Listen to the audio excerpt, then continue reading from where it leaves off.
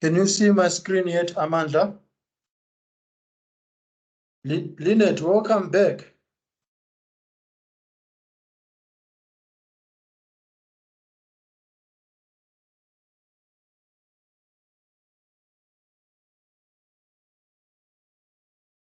All right, so we've got a combined lesson 22 and lesson 21 and 22, which talks about the attitudes. The word attitudes, we've heard it so many times on several occasions. We use it in our daily language. We always say, oh, that supervisor has got an attitude. I don't know if it's something that you can relate with, guys. So we are going to look at customer attitudes and how we can position ourselves as brands and as products to resonate with those attitudes or even to change those attitudes. But before we move on, we are going to do a recap on what we just spoke about in lesson 20. We spoke about graphic, psychographic, and lifestyle. We spoke about psychographic profiling and the use of psychographics in marketing. Now, at the end of these lessons, you need to be able to understand the nature of customer attitudes. You need to be able to discuss attitudes as a combination of interrelated beliefs and values. You need to be able to unpack the ABC model of attitude. This is very vital as you are going to apply it on your F2 assignment, the top labs tablet. If you remember the F2 assignment, you are going to be asked to use the ABC model of attitude. So on the ABC model, A stands for affective, B stands for behavioral, and C stands for cognitive. We are going to look at the functions of attitudes. We are going to look at attitude formation, and we are going to look at attitude change. So these are the terms that you need to familiarize yourself with.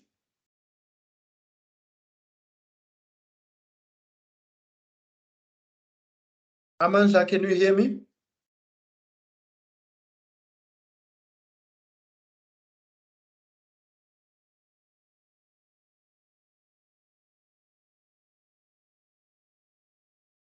Okay, so we have got customer attitudes, which is a feeling of favorableness or unfavorableness that an individual has towards an object.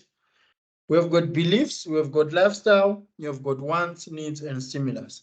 So realize that ever since we started this topic of customer learning, customer motivation, now customer attitude, it's always something to do with wants, needs, and stimulus, as well as lifestyle. So what influences your attitude towards brands and products? Do you think you've got a certain attitude towards brands and products, Angel? Yes. So what influences you? Can you hear me now, sir? Yes, I can hear you clearly now. Oh, okay. So we are discussing here with Angel. There's a question on the screen. What influences your attitude towards brands and products? Sale. Pardon? Sale. If there's a sale. Okay, sales. All right. You people liking cheap stuff, cheaper stuff. Yes, cost of living is very tough, sir. Okay, I do get you. Things are hard. What else will influence? Let's talk about negative attitude, because attitude can be both negative and positive, right? Yeah. So what is it that can turn you off? Reviews. Okay. So if people write bad reviews about a product or a brand, that automatically turns the person off. All right. What else?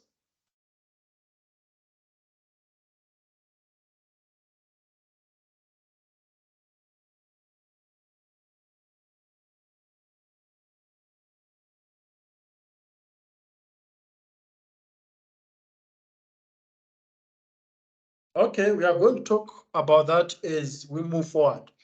So what is the significance of customer attitude in marketing?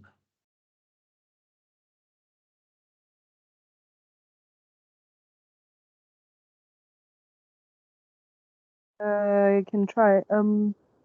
I think how a brand or a product makes a customer feel plays a big role in marketing. Okay. Yes, just like in relationships, you as much as you would love someone, you'd like to understand their attitude towards you, right? Yes.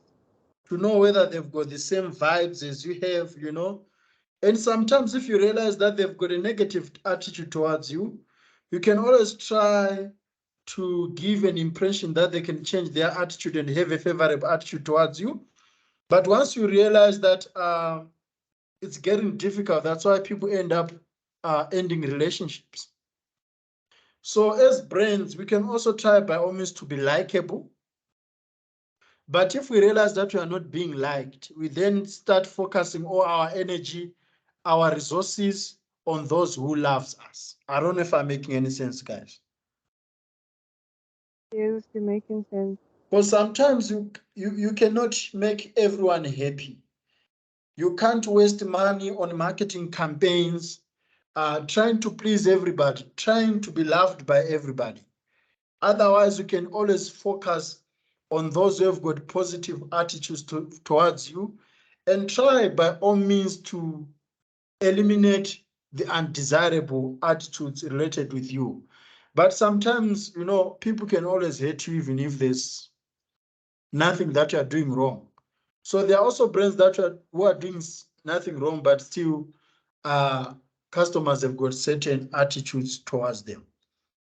So attitudes are defined as a set of beliefs, behaviors, perceptions, or emotions towards a place, a person, object, or an activity. Therefore, attitude is the sum total of all the perceptions formed as a result of the life experiences of a person and the environment they live in.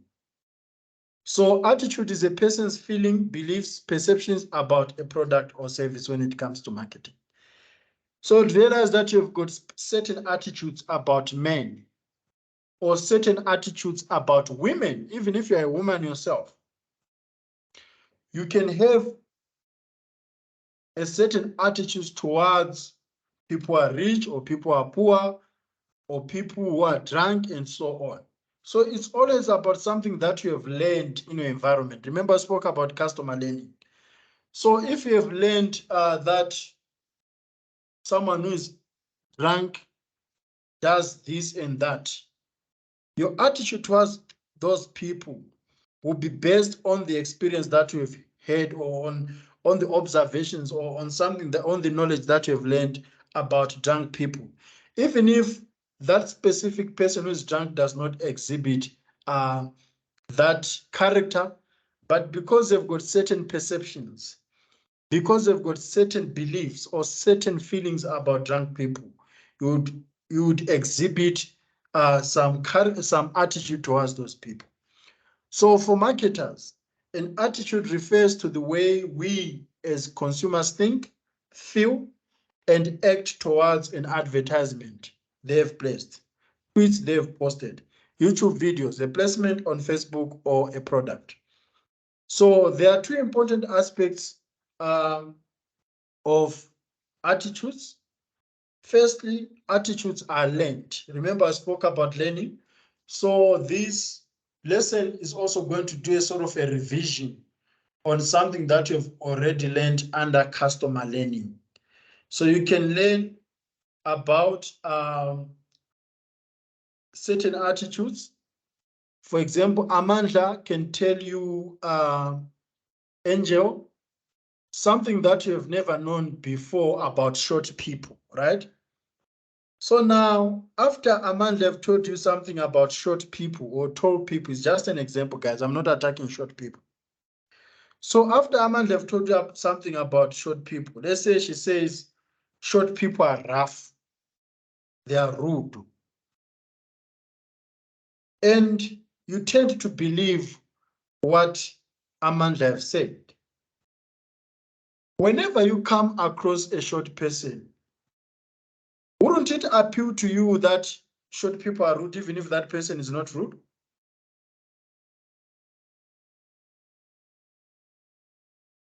Yes. Okay, so that's the same thing. There are things that we hear about people, that we end up learning about people in societies, even if we did not experience those things ourselves. There are also things that we hear about products, or the things that we've experienced when it comes to products, and you have certain attitudes towards them. Think about bum enlargement, or hips enlargement, or breast enlargement, because these are the things that we see almost on every poster on the streets. I don't know if you have come across that, guys.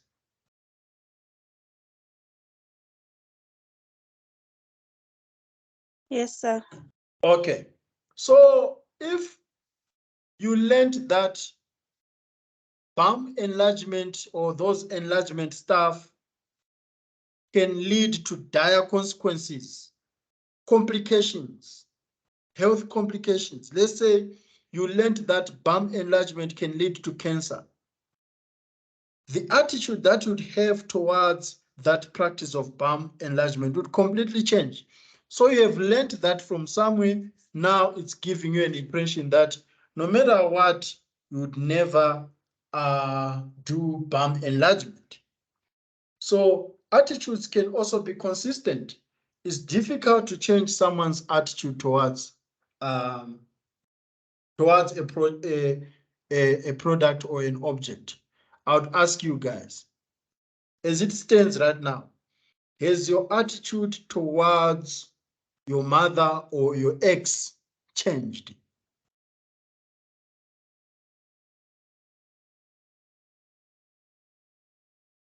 No. So even if your ex comes and says that I'm a changed person, I'm a born again, would you give them a chance? No, it's good for them, but Pardon? we're moving on. It's good for them, but we're moving on. So why would you not give them a chance? Because people don't change. Okay. So do you feel like if your attitude towards your ex changes, you are weak? No. Okay. Do you feel like you're disappointing yourself in your principles? No. All right. So these are things that you need to know about customers.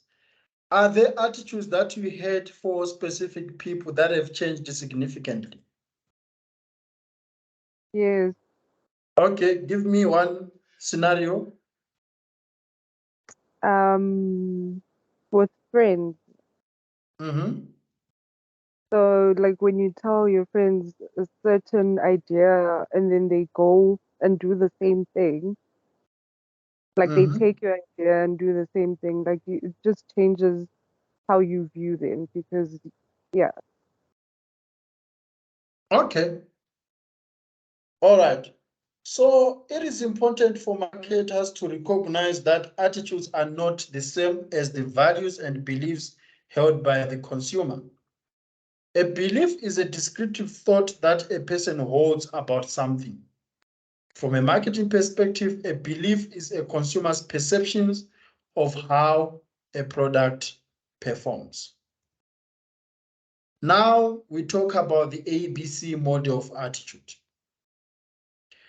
The ABC model of attitude is also referred to as the tripartite model of attitude and breaks attitudes into three main components.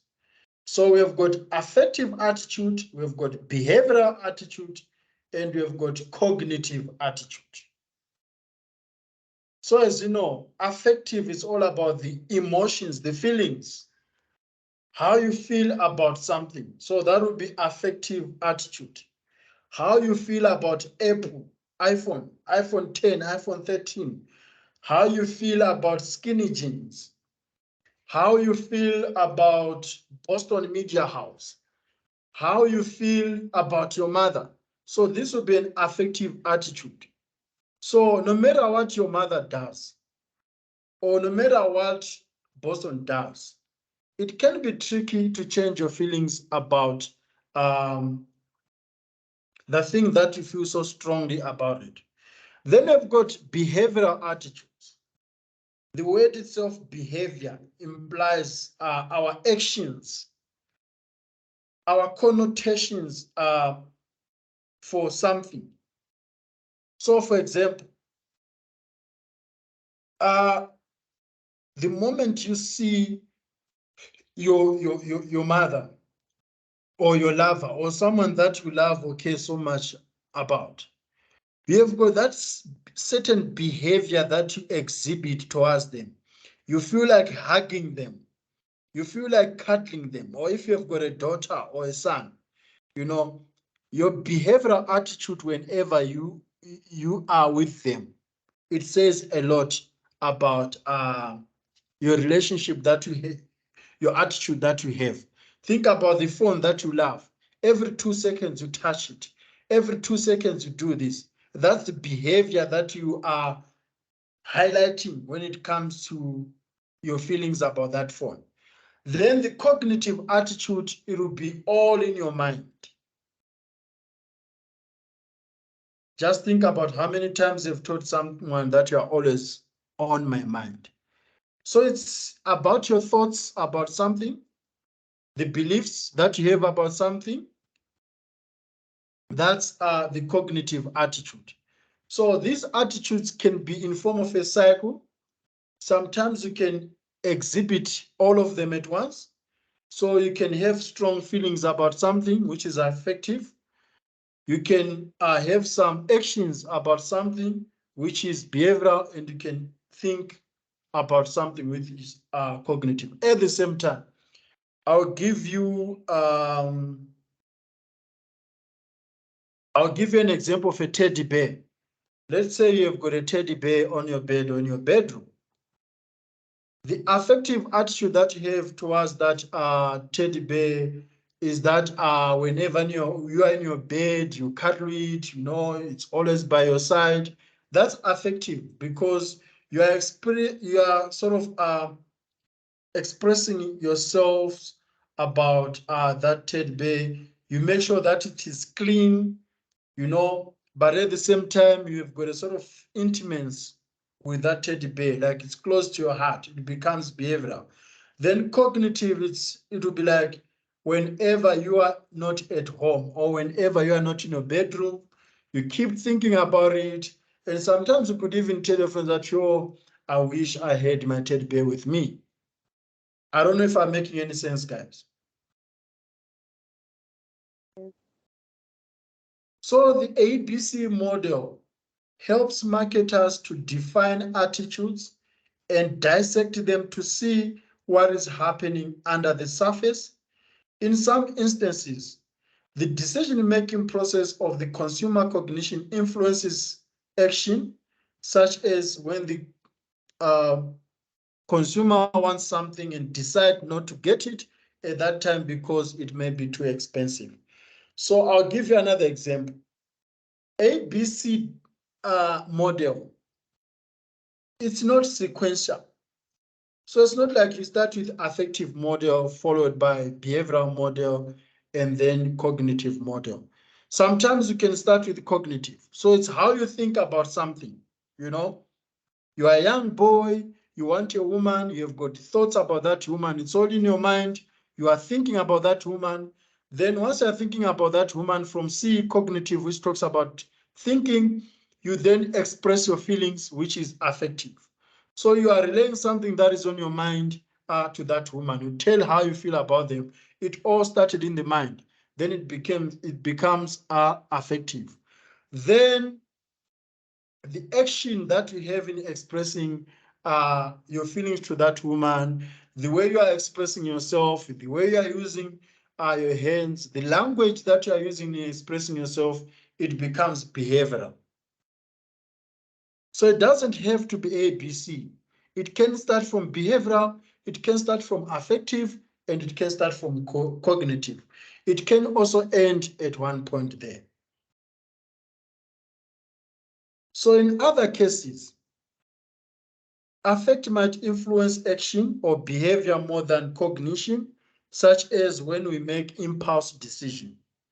Depending on the nature of the product, one of these three components, feelings, actions, or beliefs, will be dominant influence in creating a person's attitude towards a product. Am I making any sense, guys? Is there a question that you'd like to ask? Are there any comments?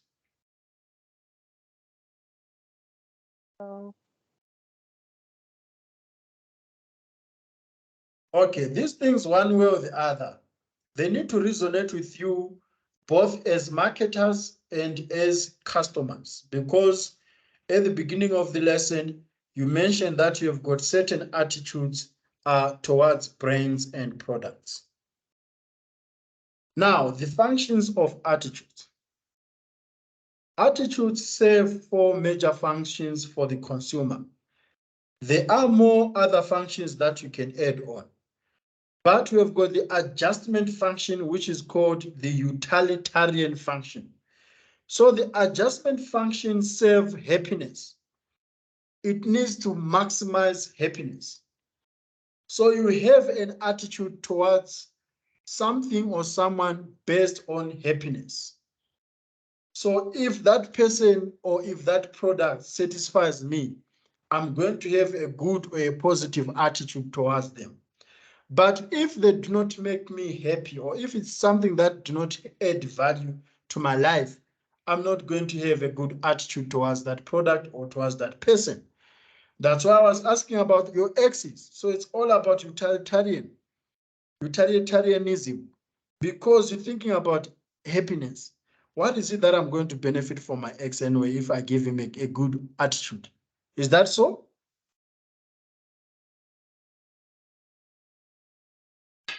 Yeah. Yeah. Because before I did not benefit anything. That's why I left him, right?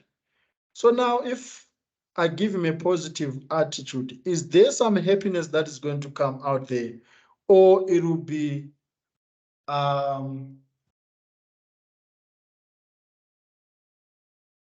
tears at the end of the day. Then we've got ego defensive function.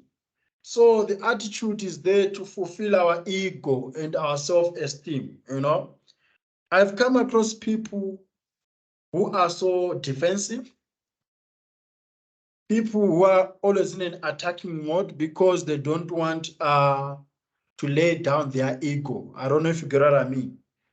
So someone would keep using iPhone because their lifestyle and their ego is all about iPhone. And they think about, well, if I get a negative attitude towards iPhone, this is not going to suit my ego or my lifestyle. Then we've got the value expressive function, and we also have the knowledge function. So these are the major functions of the consumer and the attitude that they exhibit towards brands and products. These functions serve people's need to protect and enhance the image they hold for themselves. In addition, these functions are the motivational basis that shape and reinforce positive attitudes towards goal objectives. perceived as needs satisfying or negative attitudes towards the object perceived as punishing and threatening. Remember, guys, we spoke about rewarding and punishment in learning. Do you remember that?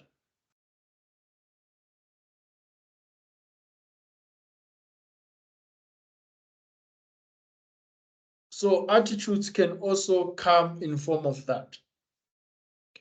The functions themselves can help us to understand why people hold these attitudes they do towards psychological objects. So how are attitudes formed? Were you guys born with attitudes?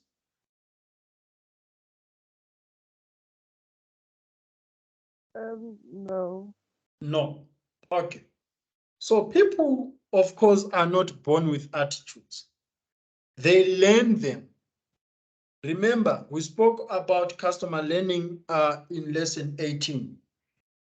They learn them, and they learn them through classical conditioning. They learn them through instrumental conditioning. They learn them through cognitive learning theory. And there are so many techniques that people learn attitudes. So classical conditioning can be used by marketers, and we discussed that classical conditioning is a process through which a previously neutral stimulus, by being paired with a conditioned stimulus, elicits a response similar to that originally elicited by the unconditional stimulus.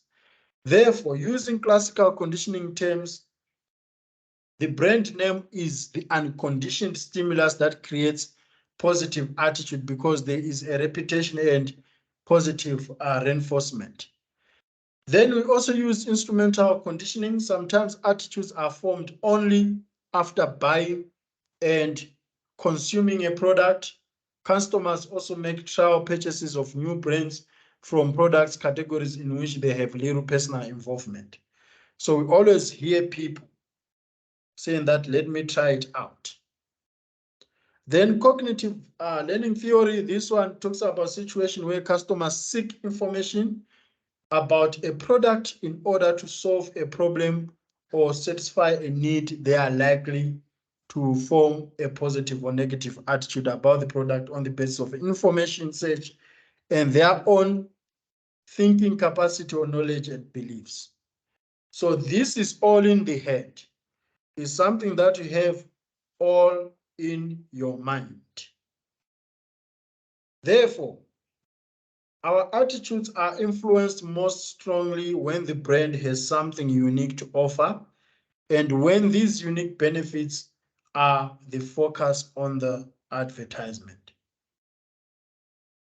So, guys, do you think someone can change your attitude? So do you think your ex can change your attitude?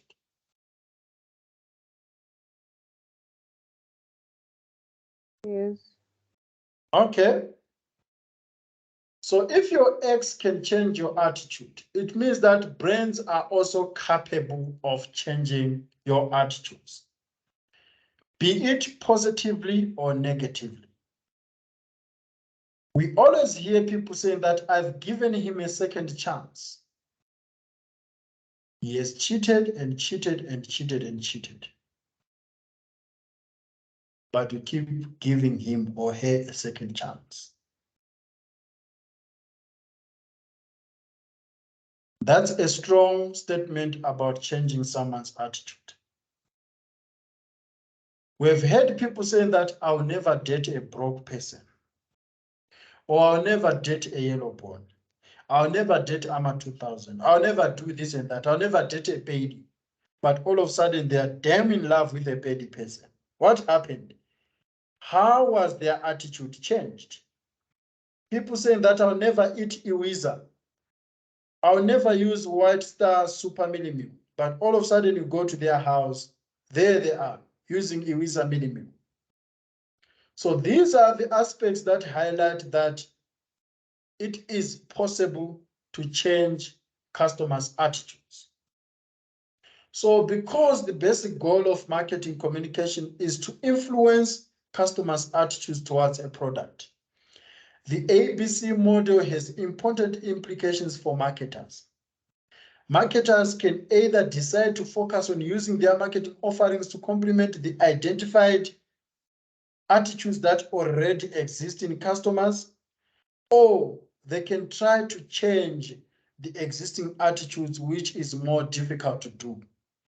So as much as you guys have agreed that your ex can change your attitude, do you think that is going to be easy?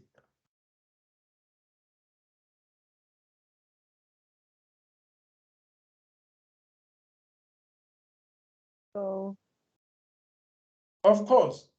So sometimes they can try to change, but they can fail. That's what I'm trying to say.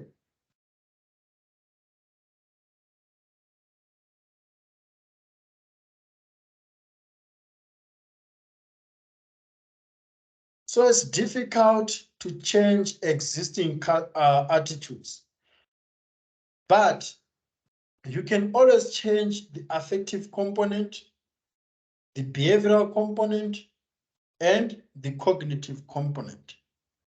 So increasingly, marketers are trying to influence customers' liking of a brand without directly influencing either their beliefs or their behavior. So you can always try to sway the feelings. Remember, affective component talks about the feelings, how you feel about a product. So you can always try to enhance the product so that the feelings that customers have about that product change. That can be either through fear and also through rewards. Fear, for example, guys, you see someone with terrible pimples on their face, and you are so afraid that you might have the same pimples, right? But at the same time, the brand is giving you a face wash option that will enable you not not to have those pimples. So at the end of the day, they are using fear to change your feelings about your face. That if you don't take care of your face this way, you are going to have these terrible pimples. But if you use Nivea, if you use L'Oreal, this is going to be all sorted out. Does it make sense, people?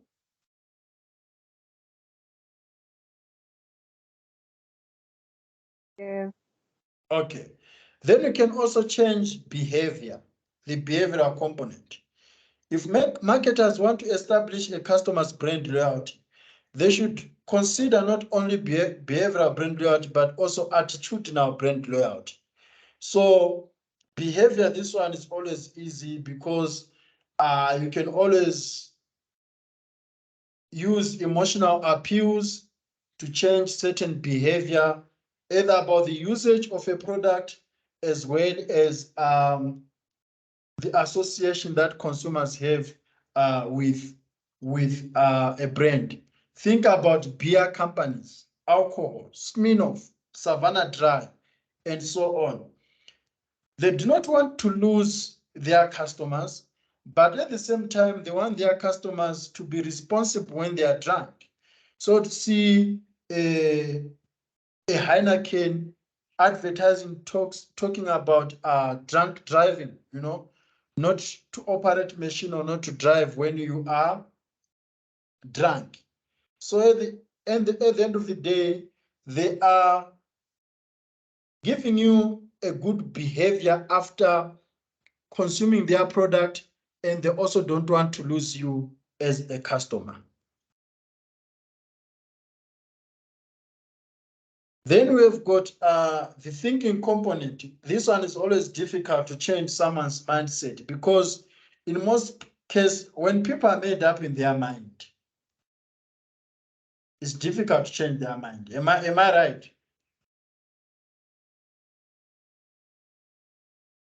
Yes, sir. Imagine someone says that I'm done with you. I'm done with you. They have made their mind. And it becomes very difficult to change their mind because this is the cognitive component, someone's thoughts, what they are thinking about. So to change attitudes, marketers can focus on the cognitive component, meaning they can focus on changing someone's mindset. And to change a customer's attitude towards drinking alcohol, for example, marketers need to present information on the negative health consequences of drinking alcohol. But still, this is difficult. How many times have we been told about the dangers of drinking alcohol? Yet many people still drink alcohol and they still drink it irresponsibly. So it's difficult. It's difficult to change people's mindset about the products that you keep telling them that you don't have to boil Coca-Cola for abortion. How many young teenagers are trapped out there doing the same thing, even knowing the dangers of them? So changing someone's mindset is quite tricky. So behavior can lead directly to affect, to cognition, or both simultaneously.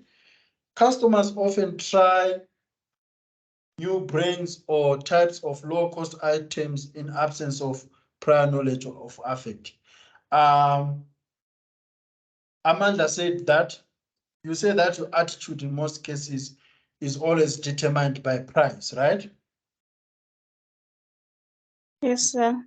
So if your attitude towards a brand is always determined by price, if they take away that price component from you, I don't think your attitude can change. You will leave them and go to something else that is cheaper, right? Yes, sir. Because on your mind, you've already told yourself that anything that is cheap, I'm going to get it because I cannot afford so and so. So that's how difficult it can be to change attitudes. But yes, attitudes can be changed. So that's it about lesson 21 and 22. And in this chapter, we focused on customer attitudes, dealing with the nature of attitudes and their functions. We examined the components of attitudes using the ABC model, which stands for affective, behavioral, and cognitive. Our discussion of the formation of attitudes involved the ways in which attitudes are formed. We concluded the chapter by looking at ways in which attitudes can be changed. Are there any questions? Are there any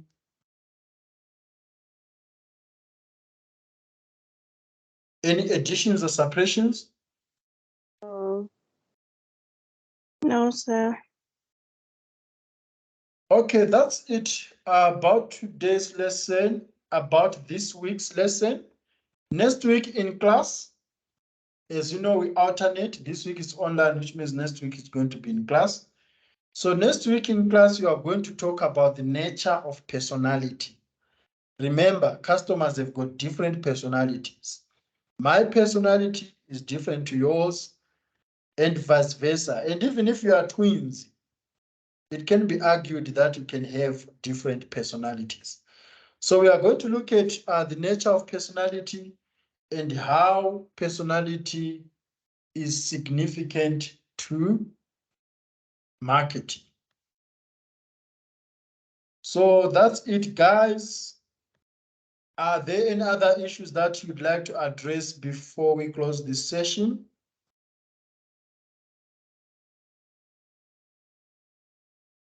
No. Thank you. Okay, thank you, guys. Have a lovely week. Thank you, you too. Okay, bye. Bye.